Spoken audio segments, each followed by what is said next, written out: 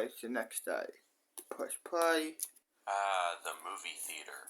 One of humanity's strangest inventions. Going to watch a highly anticipated movie in a room full of strangers, all the while the smell of feet and synthetic butter linger in the air and into your nostrils. But it's also kind of a wonderful place to go to hang out with friends, go on a first date, and best of all, get intergalactically baked. So without further ado, my fellow stoners, this is the time I went to the movies baked. Alright, now this story actually happened kind of recently. It happened this year. So in this story, me and James had planned to go to the movies and smoke. We had planned to go see the 10 p.m. showing for Doctor Strange and the Multiverse of Madness, so that way we would also be in the Multiverse of Madness because of how baked we were gonna be. Pretty smart idea. Now, I'm not gonna lie, I thought this story took place back in like February, but I searched up the Doctor Strange release date, and it was actually in May, so I guess this was a lot more recent than I thought.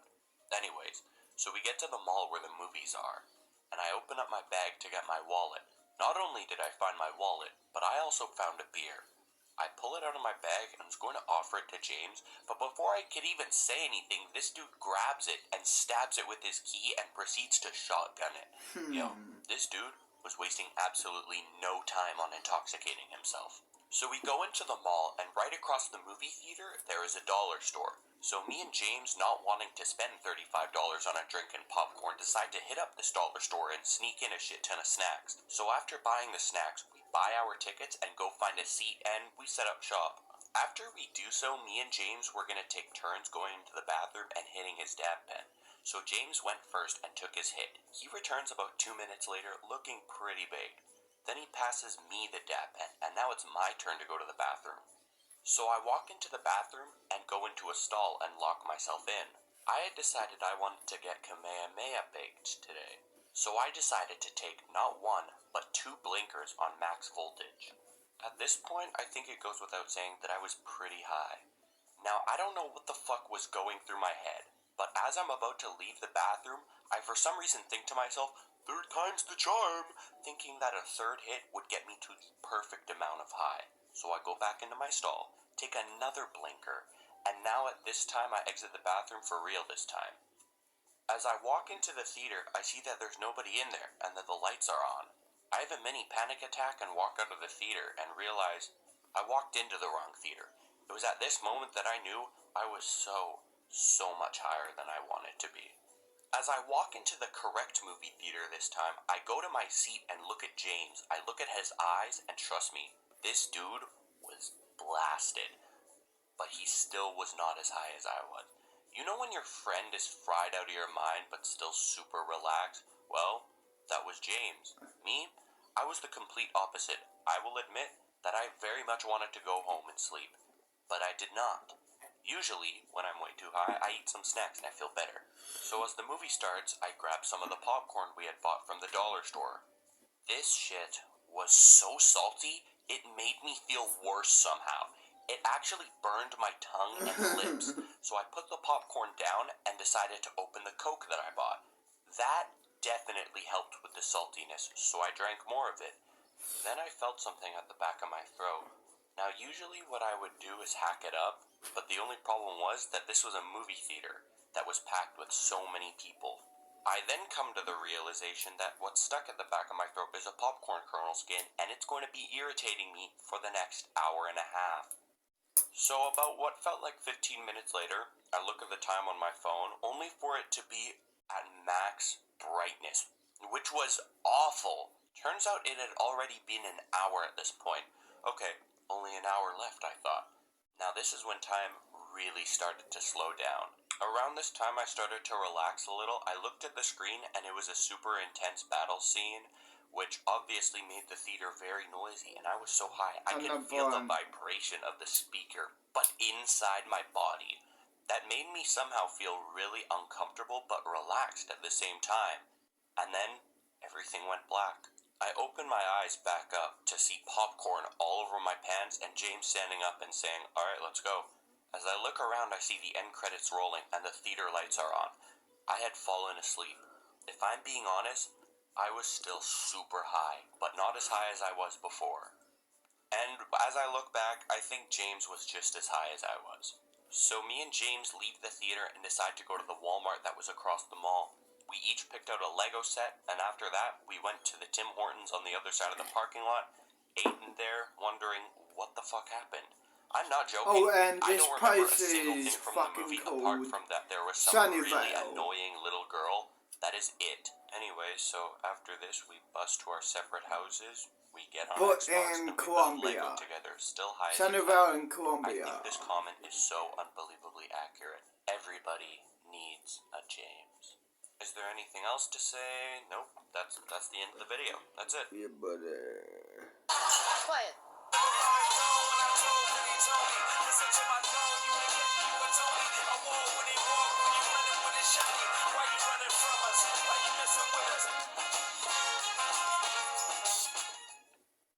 Alright, now I do think I can classify myself as a fan of Mary Jane, and I think that I can say most of, if not all of my viewers feel the exact same way.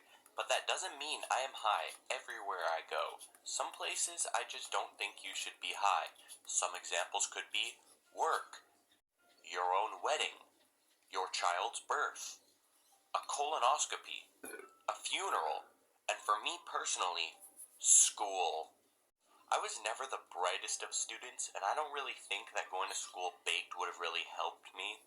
But that doesn't mean I haven't done it before. Really emphasizes the high in high school, huh? So this story takes place at around the beginning of the 10th grade. I hadn't had much experience with smoking before, and I had actually only smoked 1 to 2 other times before this, and it was with my boy Clarence, who you might actually remember is the hash-slinging slasher when it comes to Mary Jane.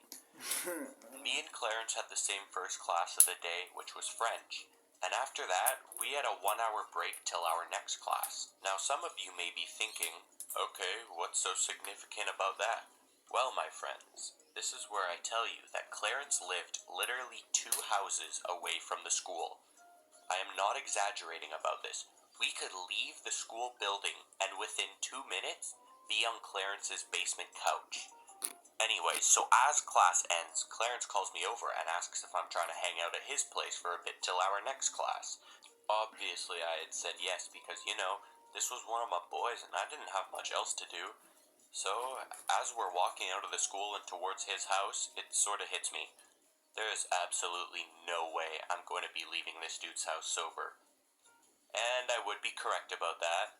So we get into his basement and turn on some tunes, Then he pulls out the grass and, us being the absolute gods that we are, smoke it. So after this, we pretty much just hang out in his basement and listen to some music and munch till it's time to go back to class. Now once I had actually stood up from the couch, I had actually realized, oh fuck, I didn't expect this. Which I mean, in my defense, I didn't have much experience with the devil's lettuce before, okay? So Clarence sort of looks at me and gives me that, you're really high look. So we walk back to school, and me and Clarence don't have any other classes together that day. So before we split up for the day, he tells me that I'm going to be fine and that it'll be alright. So I start walking to my next class, which is music class. Now I think I should mention that gym and music class changed every other day. So for example, one day it would be music, the next it would be gym, then music, then gym, etc. So I get to the music room and realize that the lights are off and the door is locked, and that there's nobody in there. As I sit there puzzled, I hear the words from across the hall. Dude, what are you doing? We got gym this period. Are you skipping? I turn to see James at the end of the hall, and I think he knew that I knew that he knew. So he walks up to me and sort of just tells me that it's going to be okay. As we walk into the gym, I turn to look where the teacher would usually be standing. I don't see any teacher anywhere, so I ask James, hey, where's the teacher? He says, dude, you're in luck. We got a substitute teacher. The relief that washed over me was immediate. My heart was beating so fast due to happiness. The reason I was so happy about this is because, let's be honest, when there was a sub in high school, no work was going to happen. And a sub teacher in gym class, that always meant either walking laps around the gym or dodgeball. You know how Starbucks has a secret menu? Well, there was also a secret third option, which was sit on the bleachers all class. No exaggeration, this felt like 4.5 hours long of waiting. The substitute teacher then notices us and walks up to us. The conversation goes as follows. What are you guys doing? He's just not feeling the best. Okay, but why do you need to sit with him? Are you doing okay? It's okay. We'll start walking soon. The bell rang at the most convenient time possible. After that, I walked through the hallway and proceeded to get many stares from teachers. I immediately ignored them, and me and James walked out of the front door of the school. We each went our separate ways and skipped the rest of the school day. I then got home, and it's around 11 a.m. at this time. So I grab a box of Ritz crackers, eat a handful, and have the slump of the century. After waking up, it's around 11:15 p.m., and it's somehow only now that I realize it's a Friday afternoon. So I hop on Xbox, and me and James and eventually Clarence play well into the night. I also have gone to school high on a couple of other times, and if you want to hear that, please let me know. Also, you guys, what the fuck, 2,000 subscribers.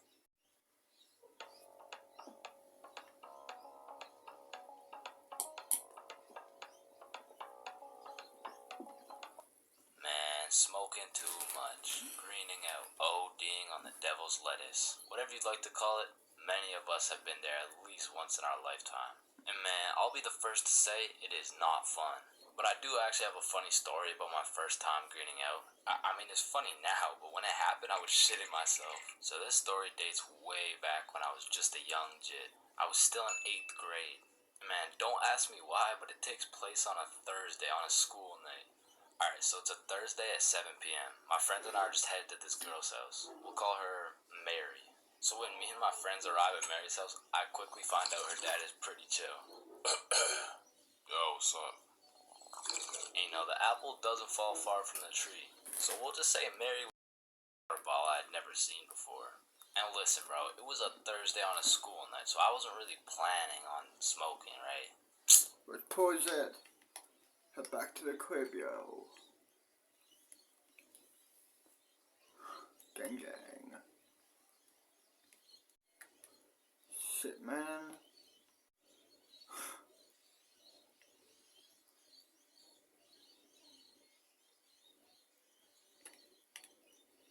Here we are back at the fucking crib. Shit. Man.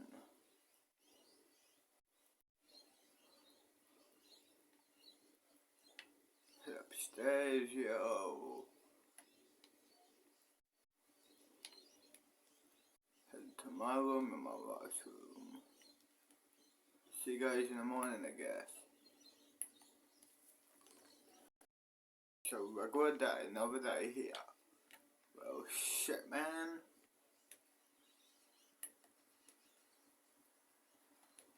Let me tell my babe I'm going out. Hey babe, I'm going out again. Okay, have fun. Oh well. Let's get the fuck out of here. Let's go chill somewhere. Oh shit. I'm now entering my ops territory.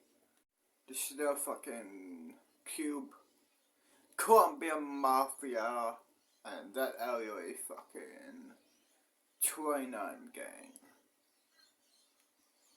29 gang. So I'm gonna avoid that area as much as possible, cunt. Shit, man. Let's go to somewhere over here, yo. The forest. Wendy's, yo. Gang gang, you hood. Fucking Wendy's. They have the most good burgers in the world. Good. The fucking best burgers in the world, yo. Like, I mean the best burgers. fucking whole world. I reckon anyway. Push When you're play. in middle school, peer pressure just hits Bye, differently, die. bro. So there my dumbass was on a Thursday night using this weirdly shaped water bottle for the first time, knowing that I had a curfew of 9 o'clock, and I just instantly started coughing.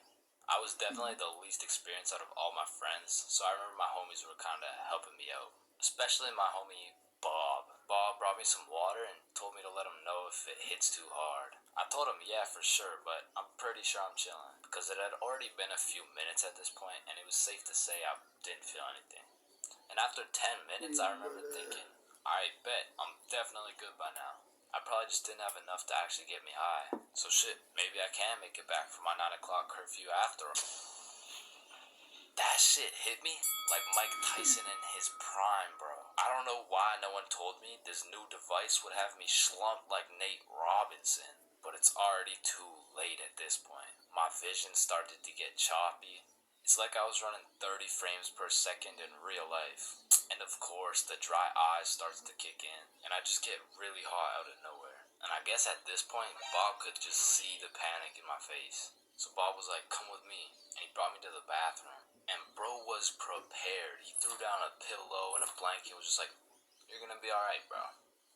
And as he leaves me in the dark in the bathroom, I can hear from the other room, he's definitely greening out. He's greening? Nah, not James. Nah, my boy.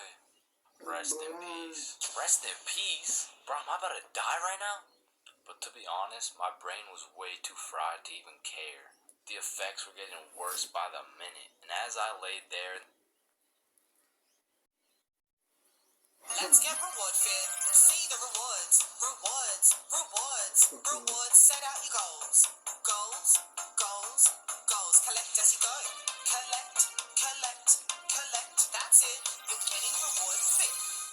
Back in high school, the struggle for just a smidgen of change would lead people down unspeakable paths. I'll admit, back in the day, the grind for a pretty penny got to me. I saw bad things and did bad things I'd never forget. Today, I'm here to share how I slung drugs out on the courtyard, created an empire, and how that empire was suddenly pulled from right under my feet. Like anything ever, this operation was conceived out of an idea that sprouted out from desperation. A desperation me and the big man Cole were facing. Financial insecurity in the face of college. We wanted a little more bread before we went off to uni, and almost like fate, we had an idea come to us from pure happenstance. It was a sleepover night with the two of us. 9 p.m. was approaching. We had to be up by 5 a.m. for gym time, and we weren't tired. We consulted the melatonin gummy jar about this issue, and we both ate like 4 of these gummies. We lay down in our separate beds, and once the effects started to hit, we realized the gym may not be happening. Bro, are you still awake? Yeah, bro, I feel high. Me too. Something that must be understood is that the chemistry between me and Cole creates one of the greatest minds for business. We had realized, dude, we don't need to buy edibles to get high. We just need melatonin. This then advanced to, if we don't need to risk buying illegal drugs, then there's no risk in selling these either. And then we have an entire school of customers that want weed but can't safely acquire it. And finally, we need to sell these to the freshmen. If we could trick one high school freshman into believing these melatonin gummies were edibles, he'd tell his friends, the business would grow naturally, so would our pockets, and we would have a solid amount of money when starting college. When the next day of school came around, we had a plan. All that was needed was a freshman to take the bait. During lunch, we both sit at a table beside a group of freshman kids, positioning ourselves back to back with another table. We start talking. Man, I cannot believe we got all of those edibles. I know, right? They hit so hard, bro. They felt so good. Yeah, that was like a life-changing experience. I think everyone has to experience this stuff. We were clearly talking loud enough for this table to hear us, but no one was biting. it. We had to take a more active approach. I leaned back and asked, "Hey man, have you ever done edibles before?" No, why?" "I got a ton of edibles the other day, and I'm looking to sell. You want to buy?" Let me think about it." This kid talks with his table for the rest of lunch until the bell rings. As everyone's walking away, we stop him and ask, "So you interested, little bro?" "Kind of, but I don't have any money on me." This was an inevitability we foresaw, so I hand him 2 melatonins. "How about these ones are on the house? You can do it with one of your friends. Let me know how it goes." And just like that, we got the ball rolling on what would eventually secure us future financial stability. After about a week, this kid comes back to us saying how awesome it was, and he and his friend got so high they passed out. He wanted more, and this time he brought money, so we sold them to him $15 a pop. As the school year went on, word spread. Eventually, we had a whole section of the freshman year class hitting us up on the daily for these melatonins. But while our pockets grew, our hearts would shrink. The two of us had a real friendship that grew with the original kid, and he had no idea. That bond was built on a foundation of lies and deceit. We had to really ponder the ethical justifications of our scam. Was lying to all of these people justified if we were providing them with fulfilling experiences? Was ignorance truly bliss, and did they deserve to know the truth? It felt wrong to leave for college, abandoning all these freshmen behind in a haze of lies. They deserved to know, so me and Cole had the plan to tell them on the last day of school, and we'd use the money they gave us to buy real edibles for them and make up for everything we did. It was a solid plan that would lift the baggage off of our souls, so as to avoid carrying this burden throughout our lives. But things did not go as planned. Spring break hit, and so did COVID. We never got to see those kids again, and they still don't have a clue what happened to them. All we can say for sure is they were happy. The smiles on their faces as we deceived them were always a bittersweet sight. And because of a global pandemic, despite the burden we bear, those smiles will never die. Okay, that's the story. Subscribe. Bye! With the new Google Pixel 7 Pro, macro focus makes tiny details epic, and super res zoom gets you close-up quality from far away. The Google Pixel 7 Pro from $12.99.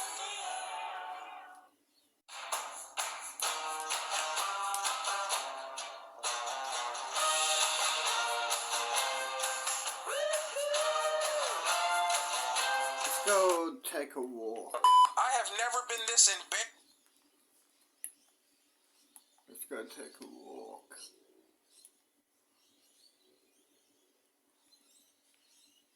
Luckily there's no cars around. Shit, man.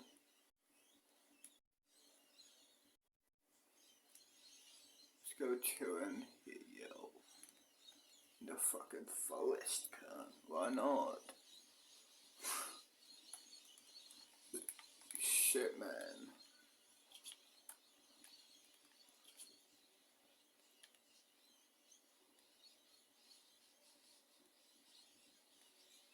It's a normal, regular day in my home country. Like, shit, man. It is what it is, yo.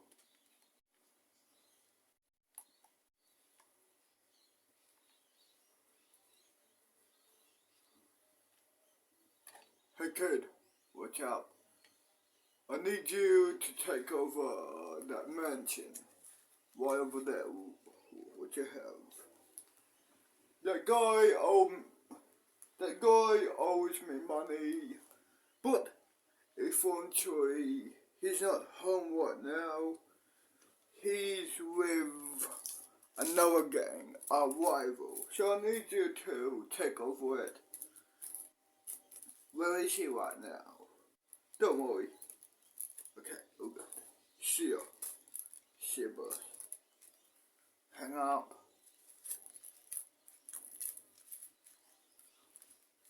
Well,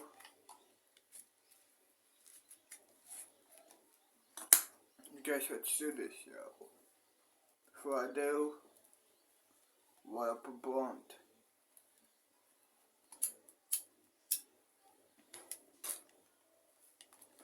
go, cunt. Let's fucking do this shit. Here we go, I guess. Die, die. Die. Die. Die. Die. Die. Die. And die. And die.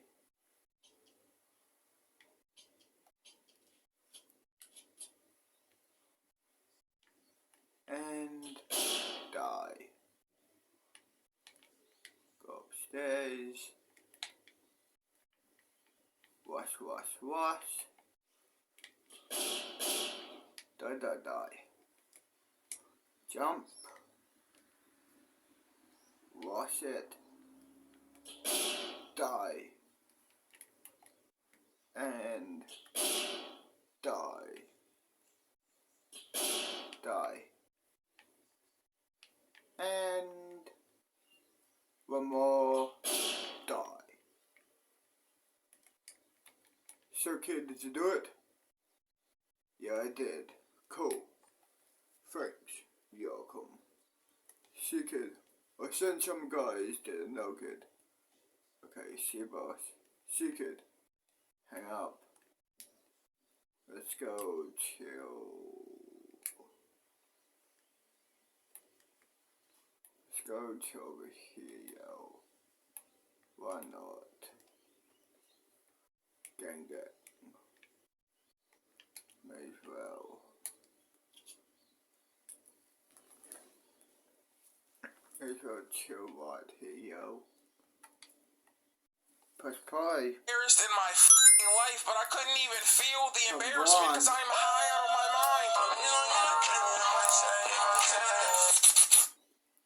Yeah, buddy. Throughout my entire life, I've never really wanted to eat snacks or snack on things. I've always been very bare bones, like I like meat and potatoes. And most people leave the building. Everyone had to leave while...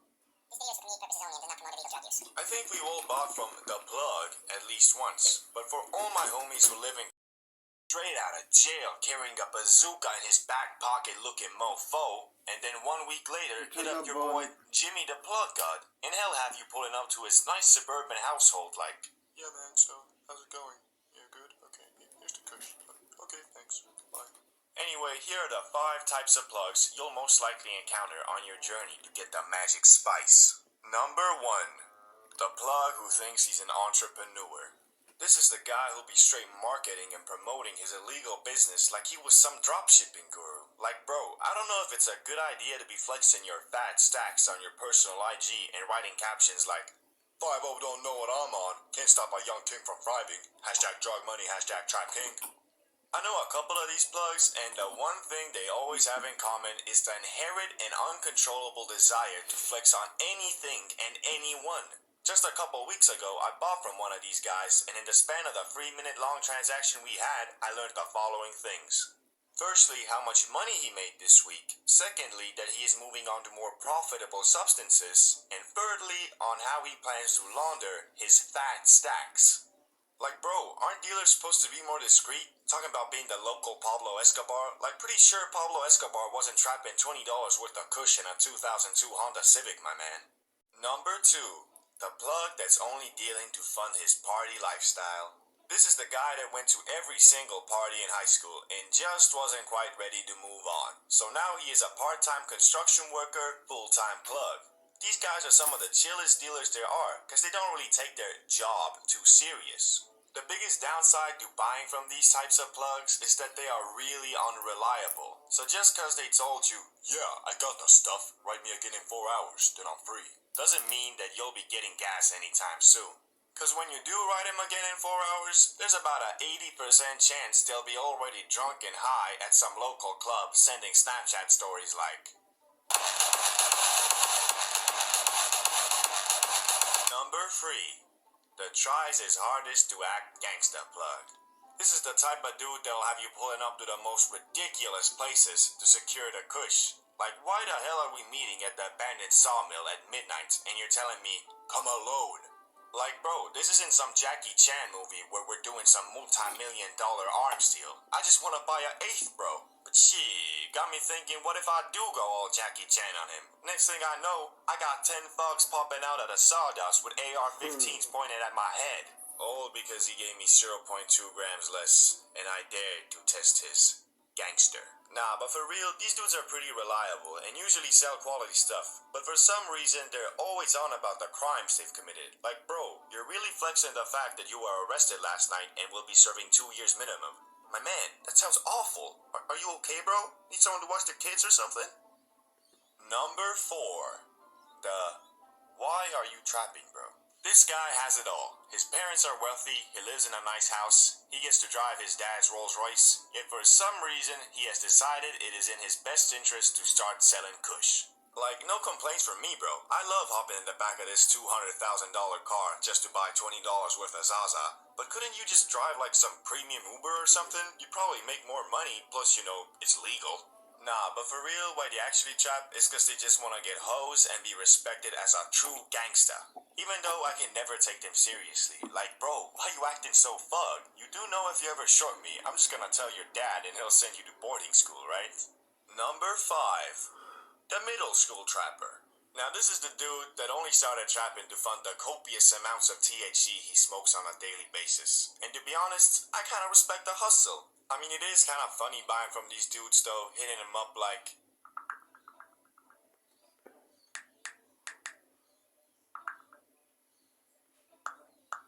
Then you pull up, and they're always like at least 200 feet away from where they actually live, because they don't want to get caught by their mama. But because these dudes usually smoke their own product, they always gotta comment about what you're getting. Stuff hits different, bro. It's more of a body high. Or, man, this'll get you real messed up. Or even sometimes... Yeah, man, I put in a little more because this isn't as good as the last stuff. So yeah, basically what I'm saying is that these guys are the most trustworthy plugs there are, so you don't ever need to be worried about being scammed. Only downside is that these plugs are very temporary, meaning they usually quit trapping in about 3 to 6 months. Probably because they mama beat him or something. Timmy, what is this? That's nothing, mama. You ain't gotta worry about that. I know what it is. It's from the devil. Get over here, Timmy. No, mama. Don't! Leave me alone!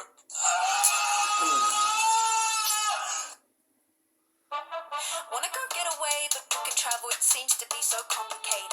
Till kayak made it easy, no more getting frustrated. We got hotels, cars. Let's pause it. Let's head home. I'll see you guys when I'm at the house. Gang gang. Oh, here we are. Gang gang. Here we are at the place. Connect to my ops area and my place. The Colombian Mafia can. Gang gang, you heard. Just a regular day in the morning. Another day at Colombia.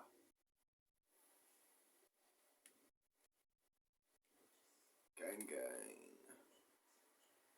Here we are. My place, yo.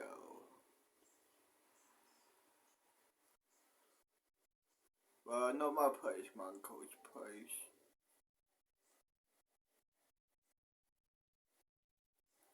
Upstairs. Bathroom, no. Bedroom, here.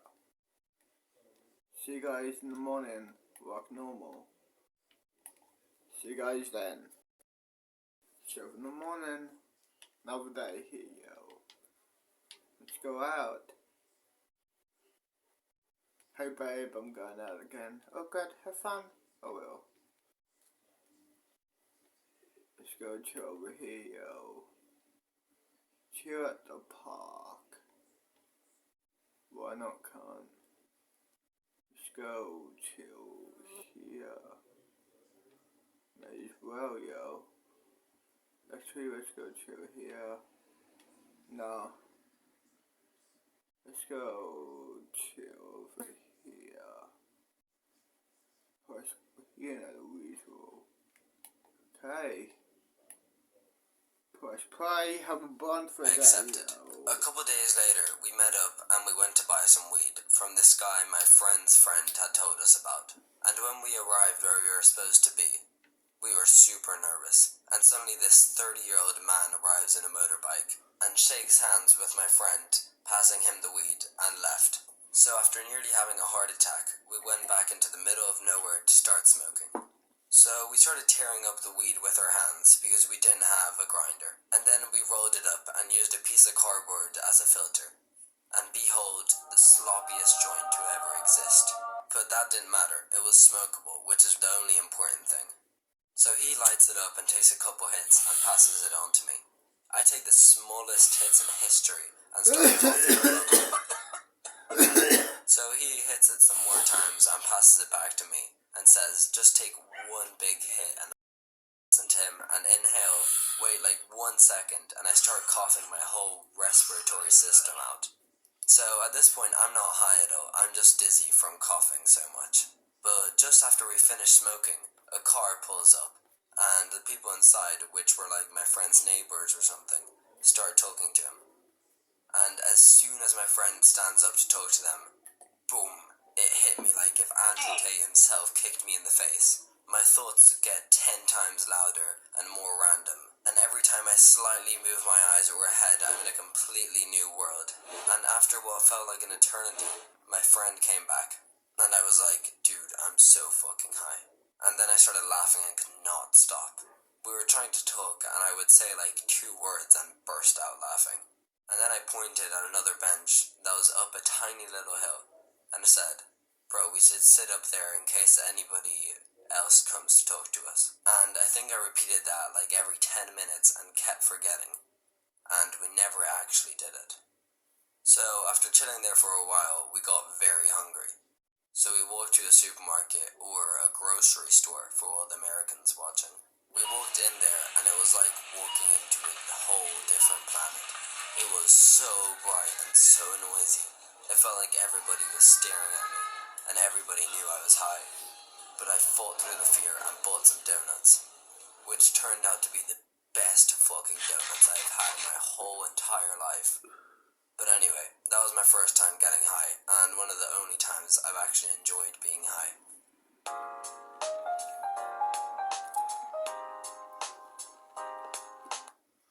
So this video is about the time I got way too drunk.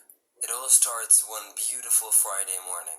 I get out of bed, I look out the window, and I breathe in the nice fresh air, ready to live another beautiful day on this earth. And then I go to school to enjoy the most productive school day in my life, and then I go back home to enjoy the rest of my day with my beloved family. But I receive a message. It's my friend saying if I want to go out tonight. And I think, what could possibly go wrong? So I take an hour bus ride and walk another 40 minutes, and I arrive at my friend's house, where they were like another 4 other friends of mine chilling. We have some pizza and hang out for a little bit, and then we head out to the club. But before going to the club, we have to drink outside because we're broke and alcohol in the club costs way too much. So we walked like another 40 minutes to go to a shop, and we bought some alcohol. And here, it's where it all starts going downhill. I was going to share 1 bottle of rum with 2 of my friends, but one of them was actually the DJ for the club. So he went in early, and I swear I'm not a lightweight when it comes to drinking. I like to think I can manage my drink quite well.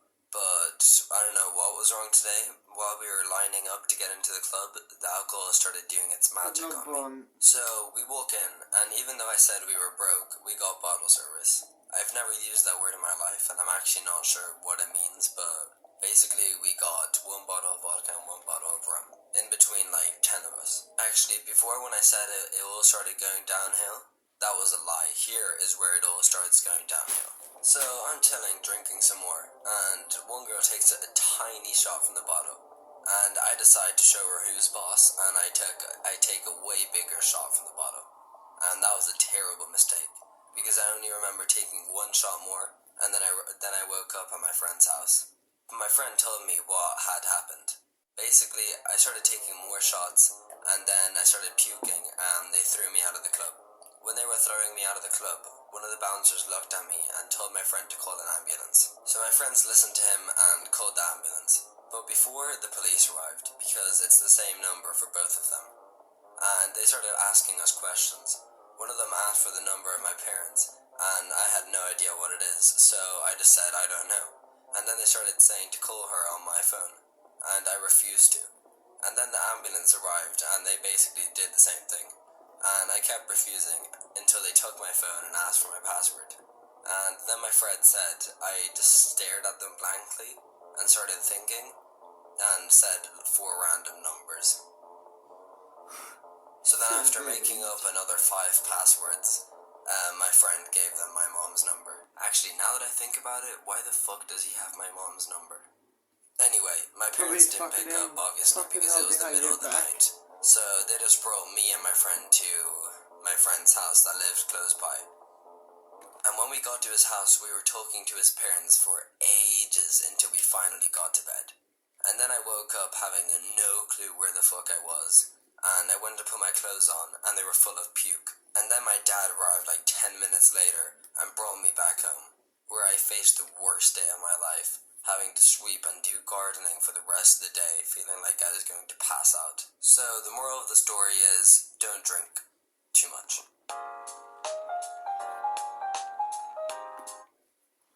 I wasn't originally going to do a video